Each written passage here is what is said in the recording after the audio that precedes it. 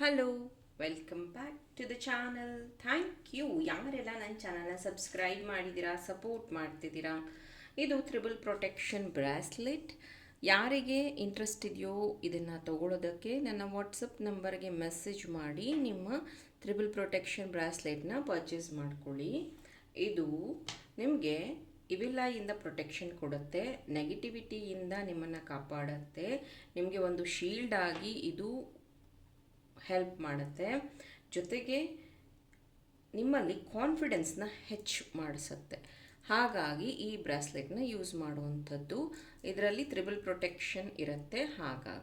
ಹಾಗೆಯೇ ಕಾಳಿ ಮಾತೆಯ ನಿಮಗೆ ಅನುಗ್ರಹನೂ ಇರುತ್ತೆ. ಬೇಕಾದವರು ವಾಟ್ಸಪ್ ನಂಬರ್ಗೆ ಮೆಸೇಜ್ ಮಾಡಿ. ಇವತ್ತಿನ ಟಾಪಿಕ್, ಯಾವ ವ್ಯಕ್ತಿ ಬಗ್ಗೆ ನೀವು ಹಗಲು ರಾತ್ರಿ ಯೋಚನೆ ಮಾಡ್ತಿದ್ದೀರೋ ಅವರು ನಿಮ್ಮ ಬಗ್ಗೆ ಈಗ ಏನು ಯೋಚನೆ ಮಾಡ್ತಿದ್ದಾರೆ ಅನ್ನೋದ್ರ ಬಗ್ಗೆ ಈ ಒಂದು ಟಾಪಿಕ್. ಯಾವ ಒಂದು ವ್ಯಕ್ತಿ ಬಗ್ಗೆ ನೀವು ತಿಳ್ಕೊಬೇಕಂತಿದ್ದೀರೋ ಅವ್ರ ಹೆಸರನ್ನು ನಿಮ್ಮ ಮನಸ್ಸಲ್ಲಿ 3 ಟೈಮ್ಸ್ ಹೇಳ್ಕೊಳ್ಳಿ. ಅವ್ರ ಫೋಟೋನಾದರೂ ನೋಡಿ, ಅಥವಾ ರೀಸೆಂಟಾಗಿ ಅವರ ಜೊತೆಗೆ ನೀವು ಸಮಯ ಕಳೆದಿದ್ರೆ ಆ ಸಮಯನ ನೆನಪಿಸ್ಕೊಳ್ತಾ ಈ ಒಂದು ರೀಡಿಂಗ್ನ ನೋಡಿ. Daughter of Pentacles,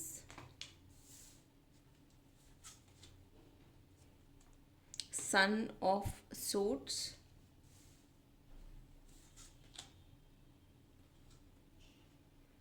Five of Pentacles,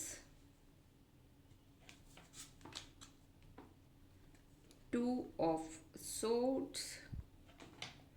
ನೋಡಬಹುದು ಸೋರ್ಸ್ ಎನರ್ಜಿ ಇದೆ ಜಾಸ್ತಿ. Seven of Wands. Okay.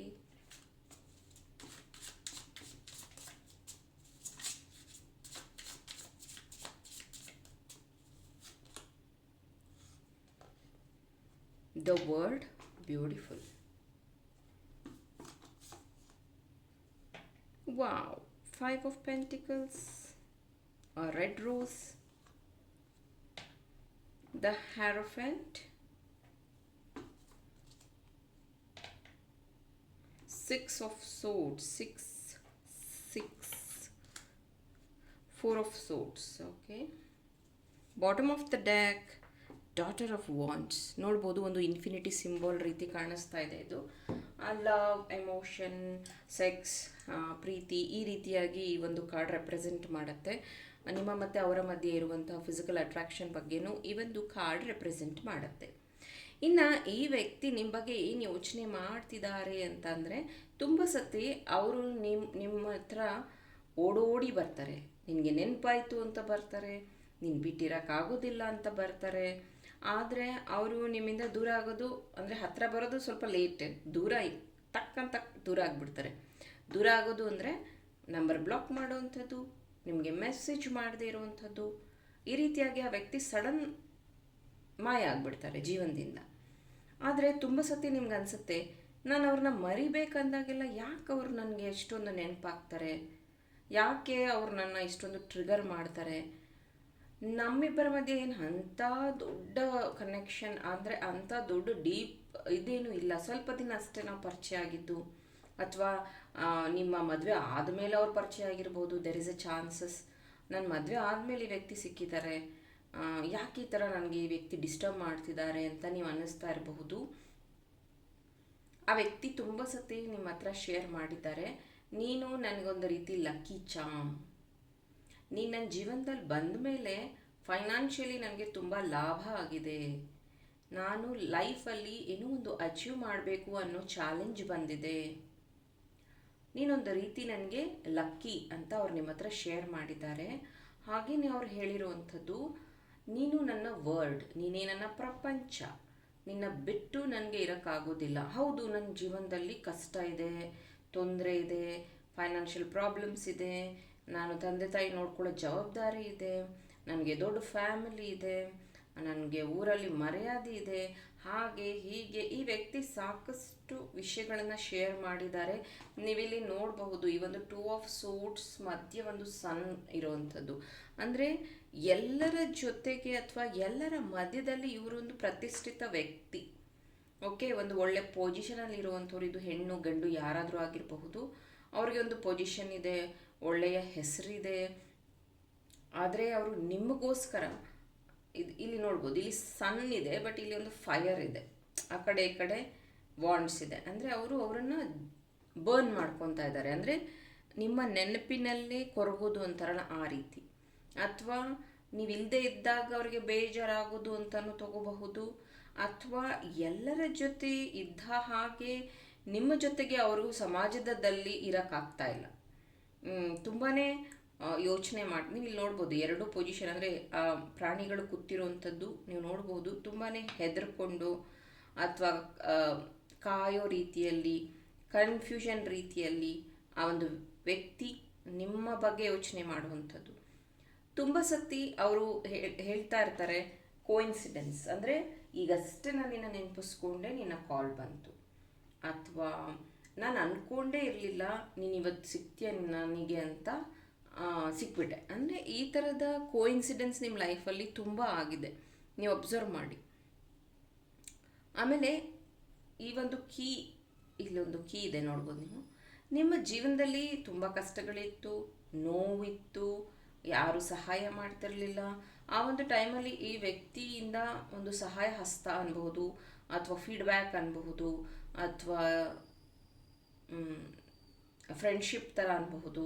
ಆ ವ್ಯಕ್ತಿ ಬಂದ ತಕ್ಷಣ ನಿಮಗೊಂದು ರೀತಿಯ ರಿಲ್ಯಾಕ್ಸೇಷನ್ ಸಿಕ್ಕಿರುವಂಥದ್ದು, ನಿಮ್ಮ ಫೈನಾನ್ಷಿಯಲ್ ಬೆಳವಣಿಗೆ, ನಿಮ್ಮ ಫ್ರೀಡಮ್, ಅಥವಾ ನೀವು ಯೋಚನೆ ಮಾಡೋ ರೀತಿ, ಇದು ಎಲ್ಲ ಬದಲಾಯಿತು. ಎಸ್, ಮೇ ಬಿ ನಿಮ್ಮಿಬ್ಬರ ಮಧ್ಯೆ ಏಜ್ ಗ್ಯಾಪ್ ಇರಬಹುದು. ಆಮೇಲೆ ಆ ವ್ಯಕ್ತಿ ನೋಡೋದಕ್ಕೆ ನಿಮ್ಮಷ್ಟು ಸುಂದರವಾಗಿ ಇಲ್ಲದಲೇ ಇರಬಹುದು. ಆ ವ್ಯಕ್ತಿ ಬಂದಾದ್ಮೇಲಿಂದ ನಿಮಗೆ ಒಂದು ರೀತಿಯ ಕಾನ್ಫಿಡೆನ್ಸ್ ಜಾಸ್ತಿ ಆಗಿರುವಂಥದ್ದು, ಅಥವಾ ಅವ್ರು ನಿಮಗೆ ಗೈಡ್ ಮಾಡಿರಬಹುದು, ನೀವೇನಾದರೂ ಒಂದು ಬಿಸ್ನೆಸ್ ಸ್ಟಾರ್ಟ್ ಮಾಡಬಹುದು. ಆ ರೀತಿಯಾಗಿ ನಿಮಗೊಂದು ರೀತಿಯ ಬ್ಯಾಕ್ ಬೋನ್ ಆಗಿ ನಿಂತಿರುವಂಥದ್ದು ಆ ವ್ಯಕ್ತಿ. ಹೌದು, ಅವರು ಎಲ್ಲರ ಎದುರುಗಡೆ ನಿಮ್ಮನ್ನು ಒಂದು ಪಾರ್ಟ್ನರ್ ಅಥವಾ ಲವರ್ ವಾಟ್ ಎವರ್ ಅದನ್ನು ಹೇಳ್ಕೊಳಕ್ಕಾಗೋದಿಲ್ಲ, ಅದು ನಿಮಗೂ ಗೊತ್ತಿದೆ. ಆದರೂ ನೀವು ಒಂದೊಂದು ಸತಿ ಹೆಂಗೆ ಹಠ ಮಾಡ್ತೀರಾ ಅಂತ ಅಂದರೆ, ನೀನು ನನ್ನ ಹೇಗೆ ಪ್ರೀತಿ ಮಾಡ್ತೀಯ ಅಂತ ಪ್ರೂವ್ ಮಾಡು, ನೀನು ನನ್ನ ಜೊತೆಗೆ ಇರ್ತೀಯಾ ಅಂತ ನನಗೆ ಪ್ರಾಮಿಸ್ ಮಾಡು, ಅಥವಾ ನಿಂದು ಟ್ರೂ ಲವ್ ಅನ್ನೋದಾದರೆ ನನಗೆ ಈಗ ಫೋನ್ ಮಾಡು, ನನಗೆ ಪ್ರಾಮಿಸ್ ಹಾಕು. ಒಂದು ರೀತಿಯ ಚೈಲ್ಡಿಶ್ ನೇಚರ್ ಅಂತ ಅನಿಸುತ್ತೆ ನಿಮ್ಮದು. ಹಾಗಾಗಿ ನೀವು ಈ ಥರ ಬಿಹೇವ್ ಮಾಡ್ತೀರಾ ಗೊತ್ತಿಲ್ಲ. ಬಿಕಾಸ್ ಇಲ್ಲಿ ಡಾಟರ್ ಬಂದಿದೆ ಆ್ಯಂಡ್ ಸನ್ ಬಂದಿದೆ. ಅಂದರೆ ಇದು ಚೈಲ್ಡಿಶ್ ಎನರ್ಜಿ ಅಂದರೆ ಹಠ ಮಾಡೋದು, ಪದೇ ಪದೇ ಕೇಳಿದ ವಿಷಯನೇ ಕೇಳೋವಂಥದ್ದು, ಅಥವಾ ಪದೇ ಪದೇ ಚುಚ್ಚಿ ಮಾತಾಡುವಂಥದ್ದು, ಅಥವಾ ಪದೇ ಪದೇ ಪ್ರಾಮಿಸ್ನ ಹಾಕಿಸ್ಕೊಳ್ಳುವಂಥದ್ದು. ಮತ್ತು ನೀವು ಹೇಳ್ತಾ ಇರ್ತೀರ ಯೋಚನೆ ಮಾಡುವಾಗೆಲ್ಲ, ನಾನೇನು ನಿಮ್ಮ ಜೊತೆಗೆ ಬರಲಿಲ್ಲ, ಅಥವಾ ನಾನೇನು ನಿಮ್ಮನ್ನು ಬಲವಂತ ಮಾಡಿಲ್ಲ, ನೀವಾಗೇ ಬಂದ್ರಿ, ನೀವಾಗೇ ಕೇಳಿದ್ರಿ. ಪದೇ ಪದೇ ಈ ರೀತಿಯಾಗಿ ಒಂದು ರೀತಿ ಈಗೋ ಹರ್ಟ್ ಆಗೋ ರೀತಿಯಲ್ಲಿ ನೀವು ಮಾತಾಡ್ತೀರ. ನಿಮ್ಮ ಪದ ಬಳಕೆ ಬಗ್ಗೆ ಸ್ವಲ್ಪ ಗಮನ ಹರಿಸಿ. ಇದರಿಂದ ವ್ಯಕ್ತಿಗೆ ಖಂಡಿತ ಬೇಜಾರಾಗ್ತಾ ಇದೆ. ಹೌದು, ಅವರು ಅದನ್ನು ಸರಿಯಾದ ರೀತಿಯಲ್ಲಿ ನಿಮ್ಮ ಹತ್ರ ಶೇರ್ ಮಾಡ್ದಲೇ ಇರಬಹುದು, ನಂಗೆ ಬೇಜಾರಾಗಿದೆ ಆಗಿಲ್ಲ ಅನ್ನೋದು. ಬಟ್ ಈ ಒಂದು ರೀಡಿಂಗಲ್ಲಿ ಅದು ತುಂಬ ಕ್ಲಿಯರ್ ಆಗಿದೆ. ಆ ವ್ಯಕ್ತಿ ಹರ್ಟ್ ಆಗಿರುವಂಥದ್ದು